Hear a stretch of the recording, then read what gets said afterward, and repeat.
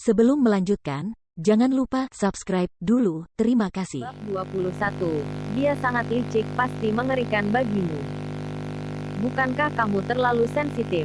Nona Kiki akhir-akhir ini sibuk mengurus adiknya. Dari mana dia punya waktu untuk itu? Jelas Lin tua.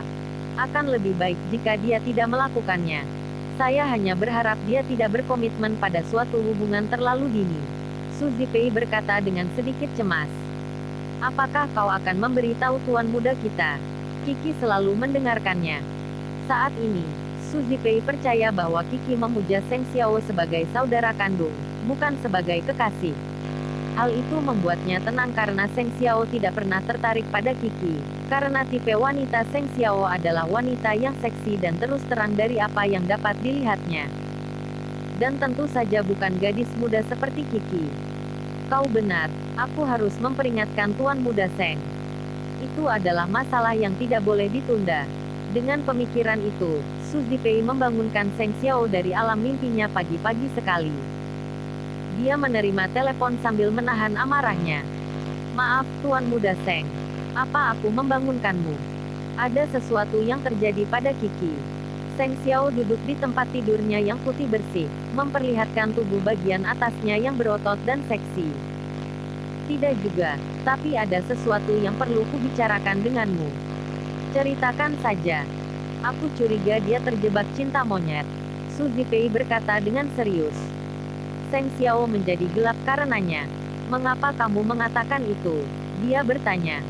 Dia cukup khawatir dengan bentuk tubuhnya dan baru saja mulai membuat buku harian.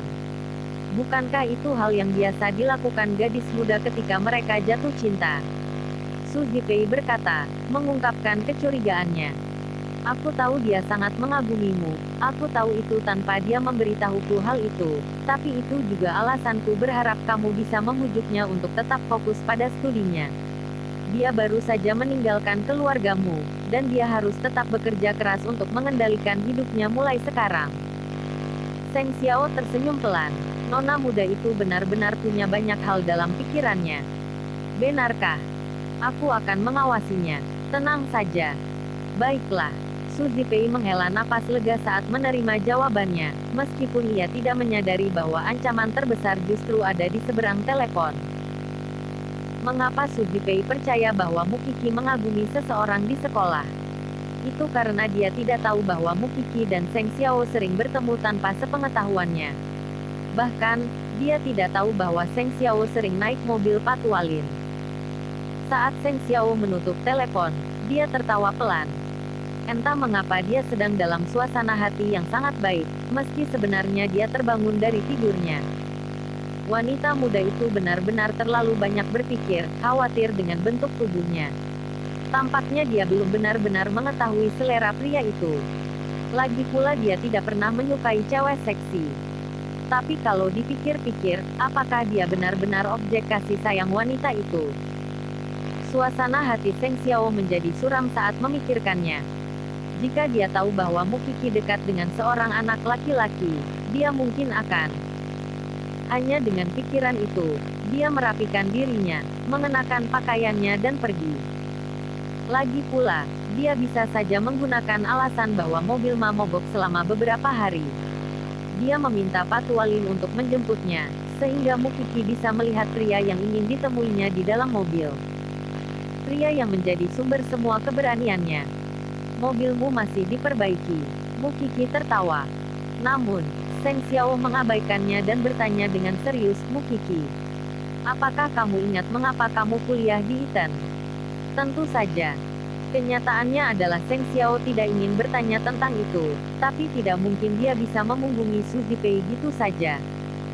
Pada akhirnya, dia hanya ingin tahu apakah Mu Kiki tertarik padanya. Apa itu? Aku hanya takut kamu akan mengalami momen cinta anak anjing, kata Seng Xiao. Nadanya tiba-tiba menjadi kaku. Keluargamu mengawasimu dengan ketat, kamu harus menyingkirkan pemikiran seperti itu sesegera mungkin. Ketika dia mendengar itu, Mu Kiki dengan cepat menundukkan kepalanya seolah rahasianya terungkap. Apakah dia tidak seharusnya memiliki cinta monyet sama sekali? Atau itu hanya terbatas di sekolah? Tidak ada seorang pun yang kusukai di sekolah, Mukiki berkata kepada Seng Xiao dengan tegas. Jadi, kamu bisa santai saja.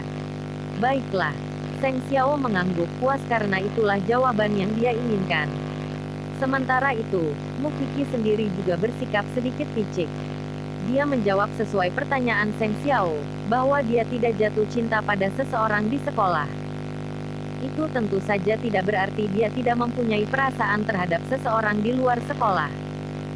Nona Kiki, Tuan Muda meminta kebaikan Anda sendiri.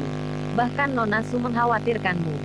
Mukiki tiba-tiba teringat bahwa dia pernah bertanya pada Su Jipei tentang sosoknya. Mungkinkah bibinya menceritakannya kepada semua orang? Apakah kamu tersipu-sipu? Seng Xiao langsung tertarik saat melihat perubahan ekspresinya. Apa yang membuat tubuhmu tersipu-sipu? Seperti yang dia pikirkan. Kita sampai. Aku turun. Mukiki dengan cepat membuka pintu mobil dan bergegas menuju gerbang sekolah. Ketika melihat itu, Lin Tua berkata pada Seng Xiao, lihat, Nona Kiki tidak sedang jatuh cinta. Nona Su dan kamu terlalu banyak berpikir. Mukiki sebenarnya tidak berpikir demikian. Dia tahu lebih baik daripada orang lain. Menyetir. Meski gitu, dia merasa khawatir. Bagaimana jika tiba saatnya Mukiki tidak bisa lagi menyembunyikan perasaannya, dan semua orang di sekitar mereka dapat melihatnya? Lalu apa yang akan dia lakukan? Apalagi dia sendiri tidak yakin kalau dia sebenarnya hanya menikmati kekaguman seorang gadis muda terhadapnya. Karena dia tidak pernah mempunyai perasaan seperti itu terhadap wanita manapun sebelumnya, bagaimana dia bisa membedakannya? Saat jantungnya berdebar kencang dan dia langsung menuju kelasnya, Mukiki tidak tahu bahwa hati Seng Xiao juga sedang kacau. Dia menyadari bahwa Mu Tangsue telah tiba lebih awal darinya. Ketika teman satu mejanya melihatnya, dia menariknya ke samping. Adikmu itu sangat pandai disukai. Dia membelikan sarapan untuk semua orang di pagi hari, bahkan menyesuaikan selera mereka. Mereka mungkin akan merogoh koceknya jika ini terus berlanjut. Lalu kenapa kamu tidak menerima suapnya? Mukiki balik bertanya padanya.